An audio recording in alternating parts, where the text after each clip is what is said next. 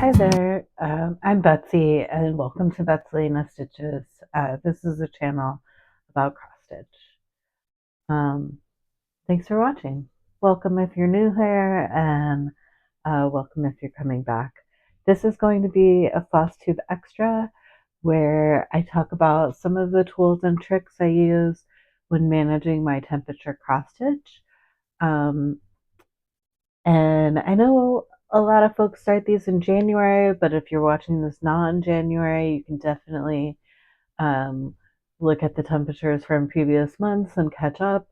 I know if you are organized enough, you can do whatever you want. Some people use them for a particular important year, like the year that they move somewhere or like the birth of a child. Um, and some people use them for all different kinds of things. Um, I When I think about these things, I think about the fact that I have ADHD, and so I'm often trying to hold all of the information I need in my head without writing it down, and that is just a recipe for frustration. Um, so creating this system really helps me to be able to um, leave and get back into the temperature cross stitch without having to, you know, spend a lot of time looking at the pattern, trying to figure out where I was, and getting myself back into the process. So if you're unfamiliar with temperature cross stitch, um, this is not the game where it helps you choose a whip that I know some other folks are doing. This is where you assign a color to every temperature range, and you stitch a specific thing for each day based on the temperature.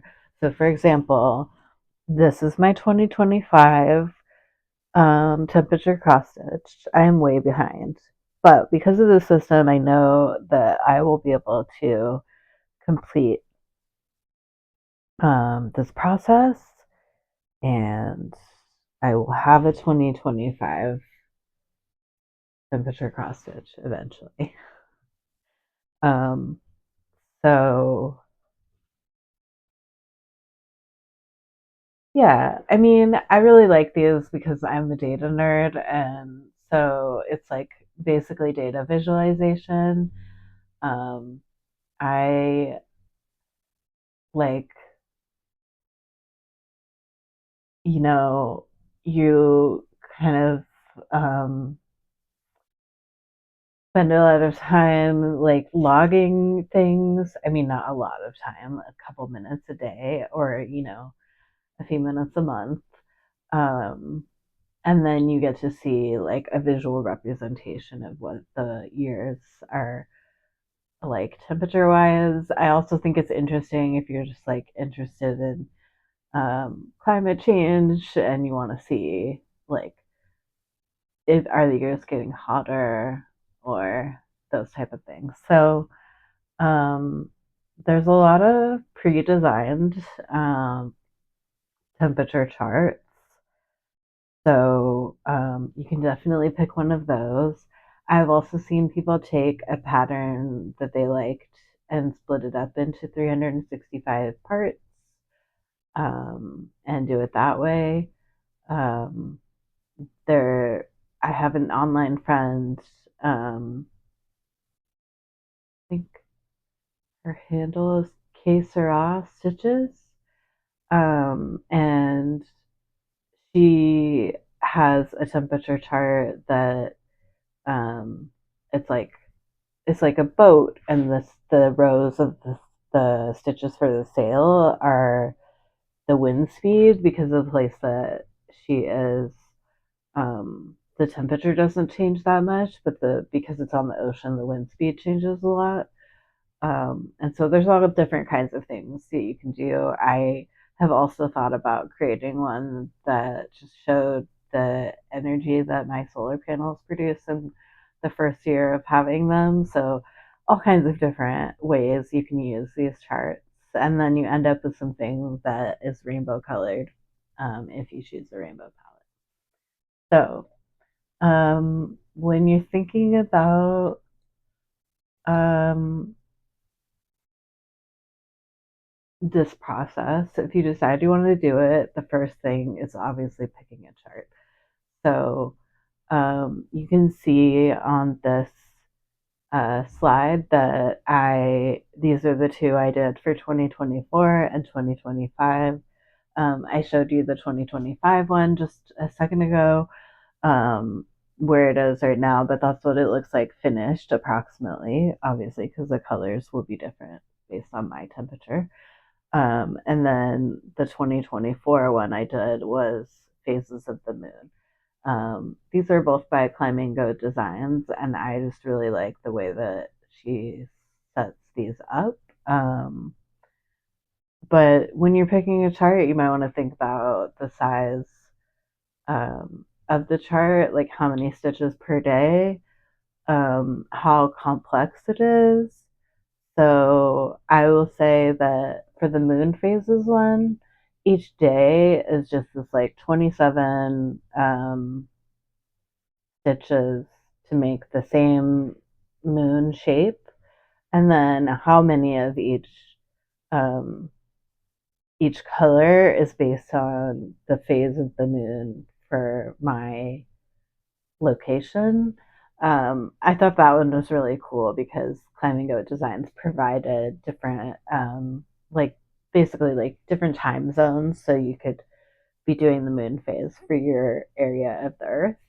Um, and I also chose um, a chart that does the minimum and the maximum temperature. You can also do like an average or only the maximum or only the minimum. Um, but I just really liked the like seeing, some days it's very close, but most days the temperature is wide in DC. And yeah, so the one I did in 2024, it had a really complex frame, but the actual day stitching was very simple. Full crosses only, 27 crosses per day. Um, but then the frame took me a while. Um, and the one I chose for 2025 has a lot less stitches, but it also has backstitch. So there's a lot of like the full crosses are in two threads, but the back stitches are in one thread. So there's like, I end up spending a lot of time switching threads. And you will do that anyway on a temperature chart, depending on how you set up your, like how many degrees go with each color. Um, but yeah, so just to show you um,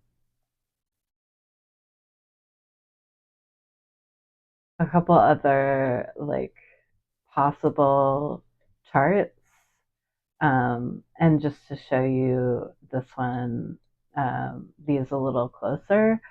So this is the 2025 one, um, that I am doing, and you can see a little bit closer. So the other thing that was pretty cool is that they had, so this one doesn't have the moon phases, but it had different faces of the Earth. So I chose the face of the Earth that shows the U.S.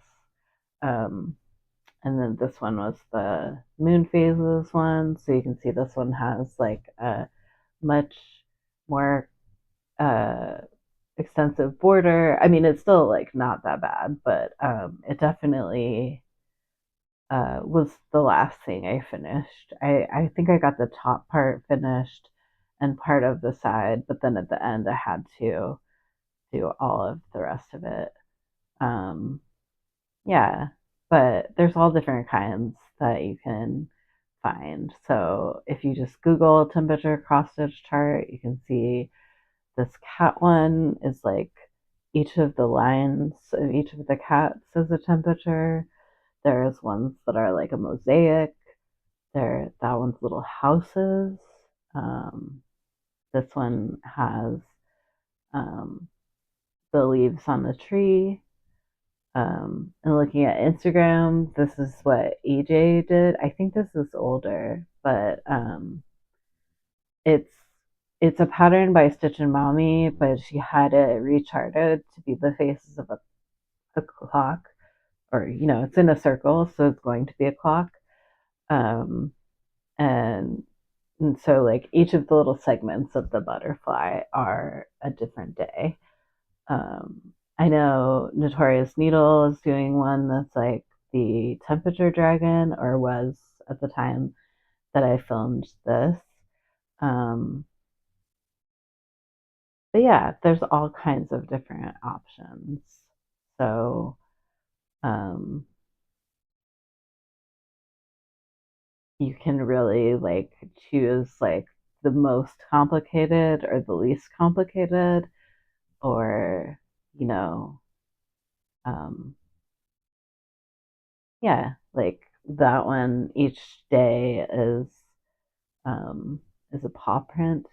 Um, and they do these for like blankets, crochet, or like every granny square could be a temperature, or um, there's there's mine from Instagram.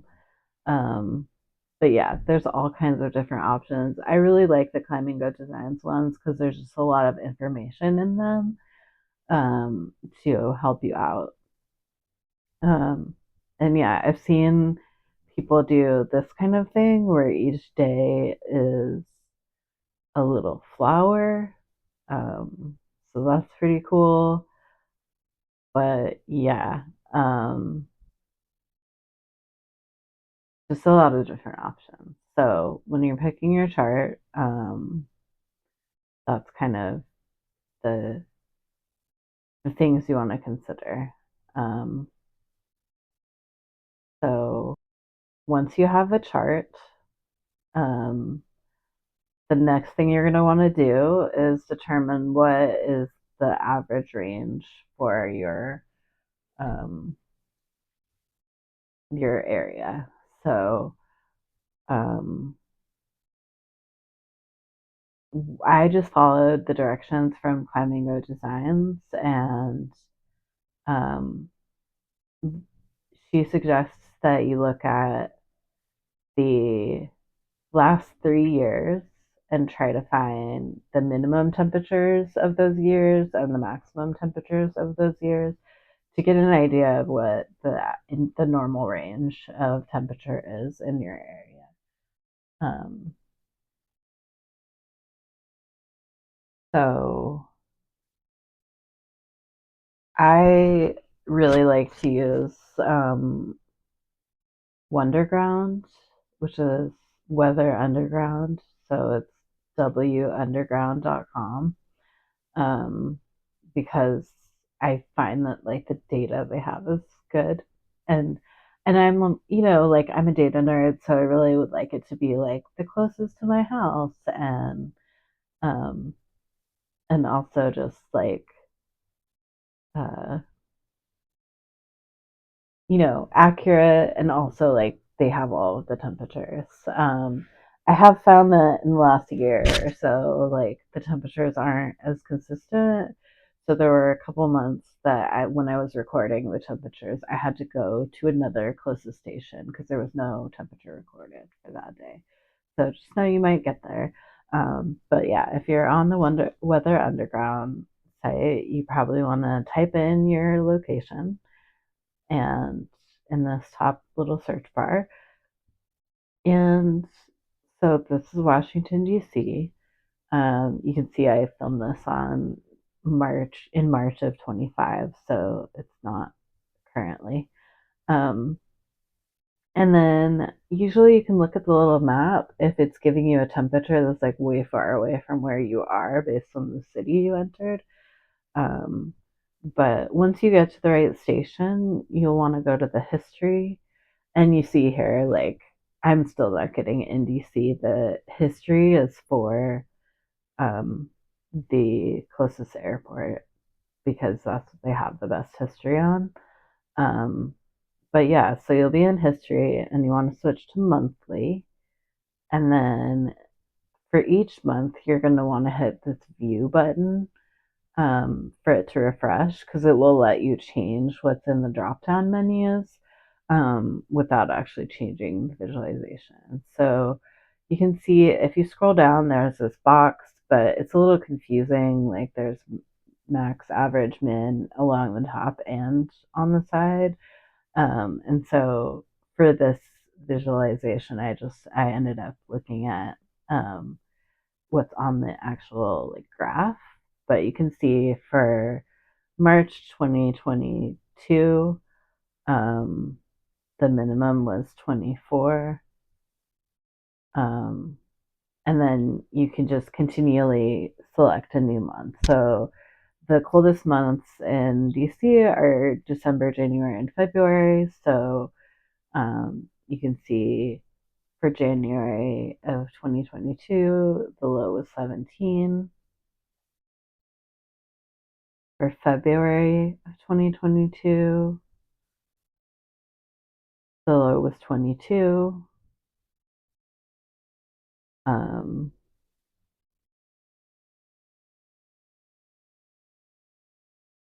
for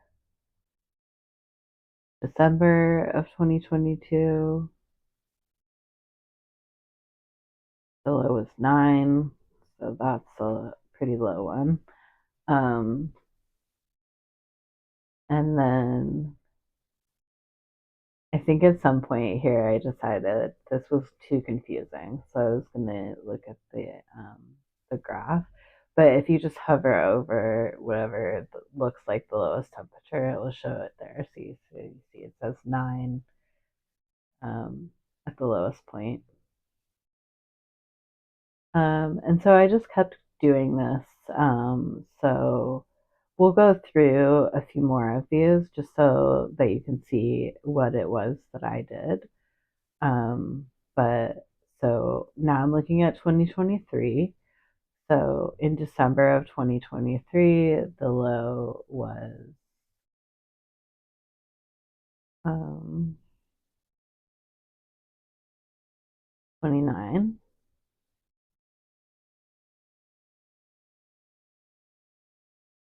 January, and definitely like if you're noticing the number doesn't change, make sure you're clicking on that view button.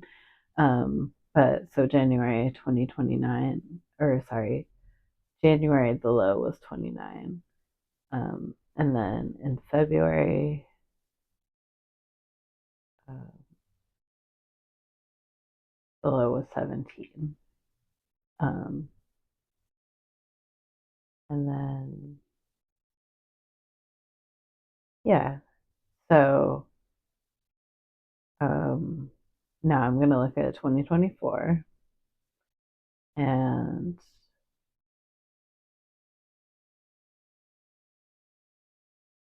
yeah, so February 2024, I'm just double checking that the valley is actually the lowest temperature.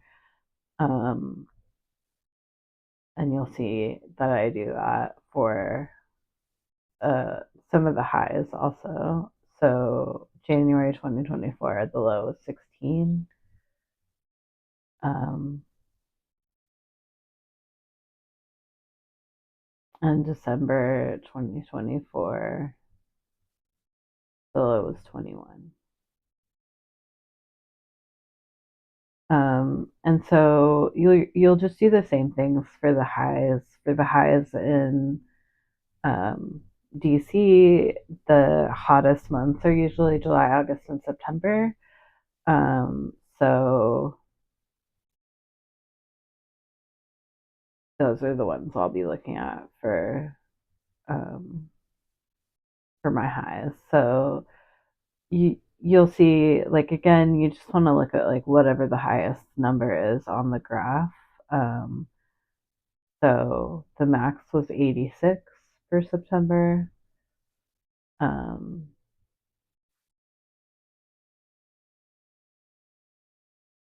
100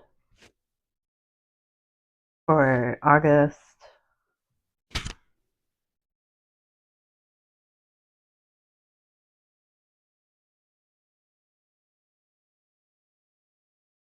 103 for July.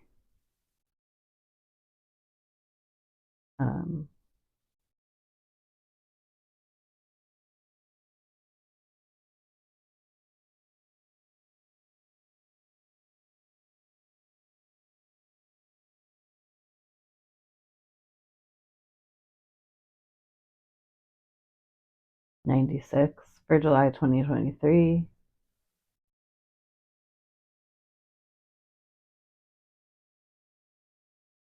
This chart is really weird, so there must be like missing data in that month. But the high for August, it looks like that one's 92, and that is the highest.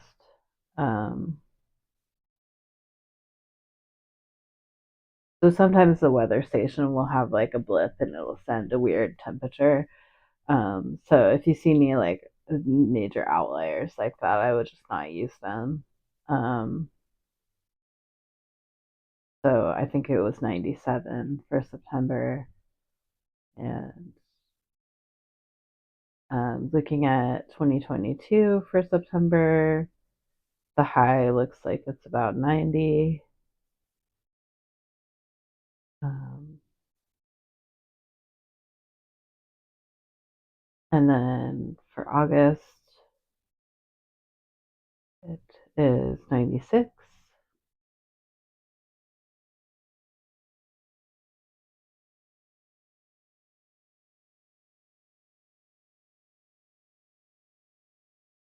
And for July, that one's 93. It looks like the peak was 95. Yeah, 95. Um, so I just look at these, write down the numbers, and um, then you'll determine your range from there. So um, see that once I did this, I have a list of the coldest temperatures for the last 3 years and the hottest temperatures. And um, when I look at these, I see like the 9 really stands out, but that is um, seems like an anomaly or an outlier. If you have like one like that, but all the other low temperatures are higher, you may want to start your chart um, at a little slightly higher. So you'll see I chose 15 and below for my lowest temperature area because that just doesn't happen very often. Um, and then for the hottest temperature, similarly, this 103 number is like not very common. So I chose 100 or above. Um, but once you have those, then you have to decide kind of how many degrees you want for each color to represent. Um, so, you know, I have about uh, 85 degrees in between the lowest temperature and the highest temperature. So I chose for each color to represent 2 degrees. You could certainly make this more if you don't want to use as many colors, or you can make it, um, one for every degree if your range isn't very high. Um, so then I'm creating basically a list where I will assign colors to each of these. There you can see I put 100 or higher. Um, and and then you will choose a color palette. Now, a lot of times, um, the color palette is included for you, but you can certainly come up with your own. Um, and I ended up using the color palette that was provided, and there were ones for different numbers of colors. So I think mine was 44 colors. Um, that sounds right. And then what I did is um, a I created this document with the numbers of colors, or it's the numbers of the temperatures, and then I inserted the colors of DMC for um,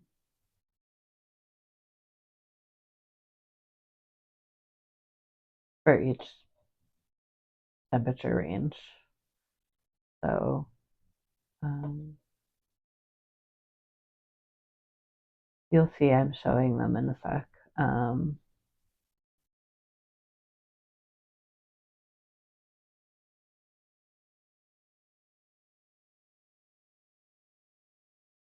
Um, but yeah, so there are like different colors, and depending on your climate, you may, um, like want them to be different colors.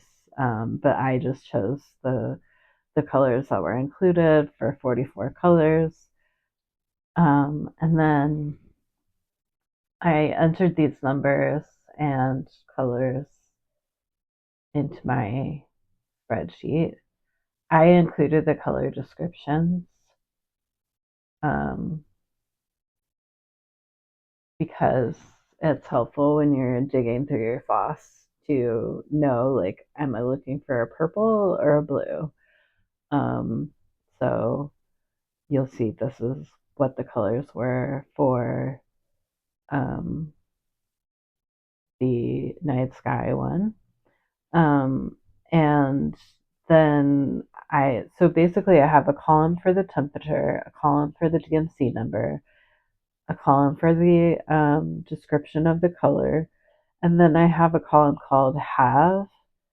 And so I will take this list and go to my stash and look at how many of these colors do I have.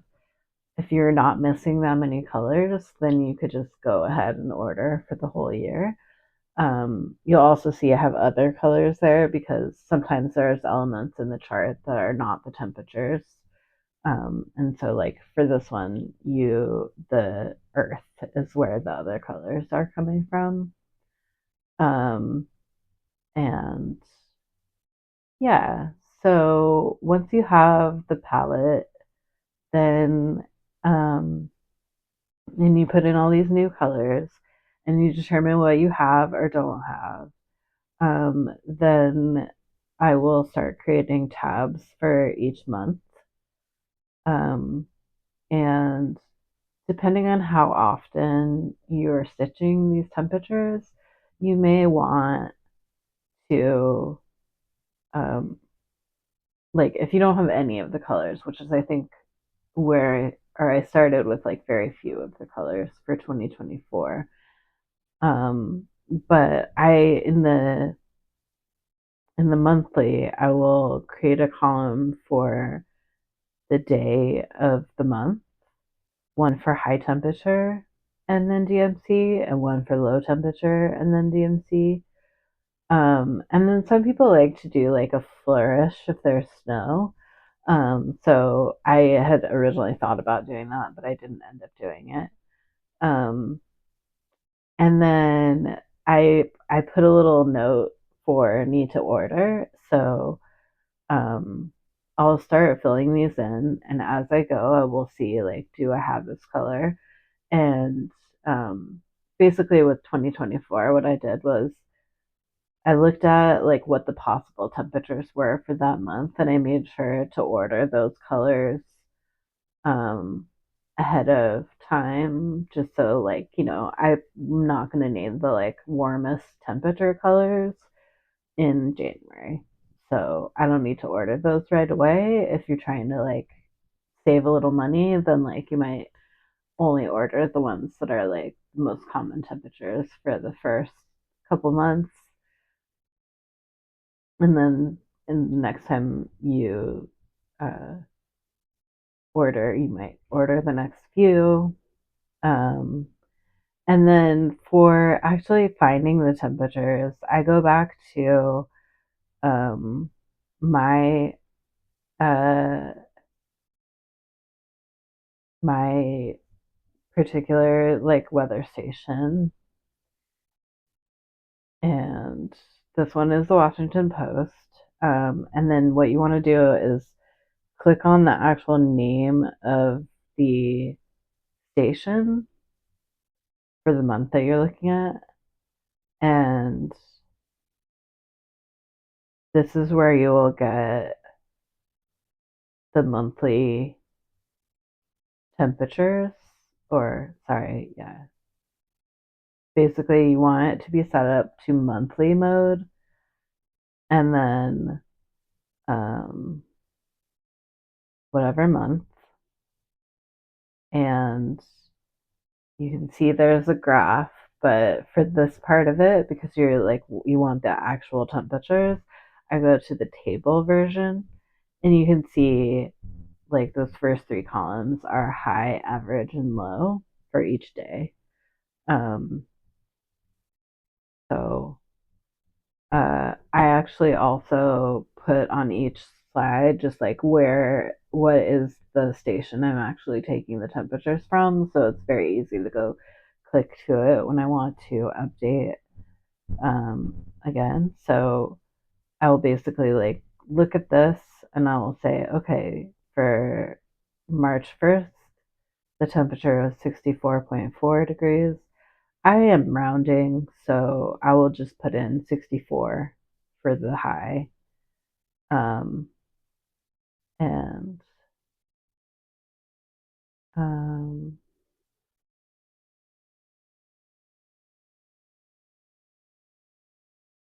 so so you can see this is like if I had tracked it all. Um, and then I say like, okay, that one I'm using a slightly different station for my own, so 66 and not 64. And then I will go to the colors and I will look for where is 66. 66 is the color I want. And so scroll down to 66 to 67 is the color 725, which is topaz. And then I will put that there. And similarly for the low temperatures, I also you'll see like some of the squares are green. That's how I like signified the end of the week or something. So if I started to get lost on like what day of the week it should be, um, that's how I did that. Um, and then usually I'm entering these like a few days at a time or even like a month at a time. And then the last one, I will enter what's there. So the current day, but I will highlight it just to remind myself that the temperature might change if the 24 hours isn't over yet. Um, and then I'll double check it the next time. Um, so that is how I do the tracking. And then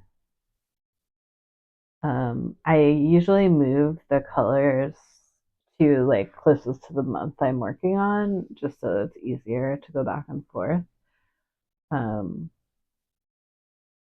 but yeah, you'll see like on this one, I think the end of the week is the most outer ring of each row. So each like row going around is a week in the year. Um, and so that's why like the fourth will be at the end, at the most outer point of where I'm stitching. Um, and then the other thing I have put in is um, something to just like tell myself if I have stitched it or not. And so I made these drop downs because that was just easier for me. Um, but they all start at not stitched, and you can see, so each, for mine, they're minimum and maximum. So um, for the 2025 chart, I was doing like, there's different colors, but there's also like backstitch and not backstitch. So um, I will say, like, so the options for this chart are stitched, but I still need to do the backstitch, or not stitched. And for the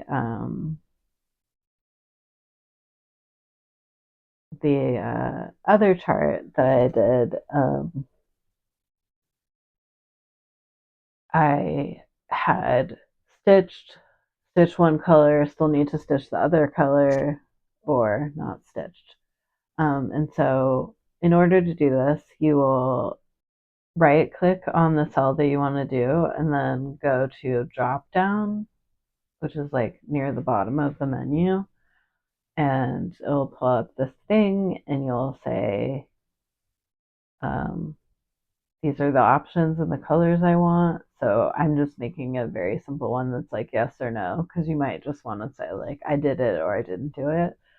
And then I like to change the colors because I'm a very visual person. So I made yes green and no red.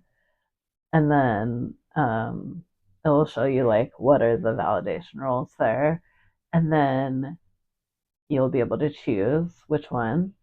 And then if you want to that to be in all the cells in that column, you can just drag on that lower right hand corner all the way down. And I usually do this when it's in the like not stitched place, because that's how all of them start, is not stitched. Um, and then as you stitch, you can change them to yes or to stitched or whatever you like. Um, so that is that one. Um, so yeah, this is the way that I organize my stitching for temperature cross stitch. Um, I think when I was first doing this, I only created the first couple months, and then each month I added a new month, but you could easily create them all at the beginning. Um, and this here I'm showing you on the other one, I've had stitch one color or stitch all of them. Um, and I made a little note to myself that sometimes the low changes overnight, so double check like the last temperature that you tracked. Um, and and then you can see I'm keeping track of like what do I need to order in order to finish the stitching. Um, and yeah, this is how I did it. If you are interested in my template for this tracker, I'm happy to send it along. Just send me a message. My email is betselinastitches@gmail.com. It's usually in the description, so you should be able to find it there, as far as the spelling goes and everything. I think the last thing that I'll mention is the way that I hold the floss for this. Um, is I'm not sure if I would do this in the future now, but basically I gather the colors. I use floss bags for the most part, although I'm starting to get more into using um, like floss cards or floss drops. But for my general like um, storage and so forth, I use these floss bags. So you can see it's just a little floss away bag, and it has each color of DMC in it. And then I just organize them by number. So as I'm going through, I just find the number in number order um, to pull out the next thread, and I just put it back in the same location. Um, I'm wondering if, like, in the future, it might be more helpful to do it in color order because that's the order of the temperatures. But so far, this works also. I'm very, like, I pay a lot of attention to numbers in general. So this works for me because it's very easy for me to go, oh, okay, this number comes after this number and find it in my little ring. Um, but yeah, so hopefully that was helpful. I just wanted to put out a little, like, if you are like me and you need a system in order to do what you're doing, um, here's a possible system for tracking your temperature cross stitch. I hope that it was helpful, and um, happy stitching. Bye.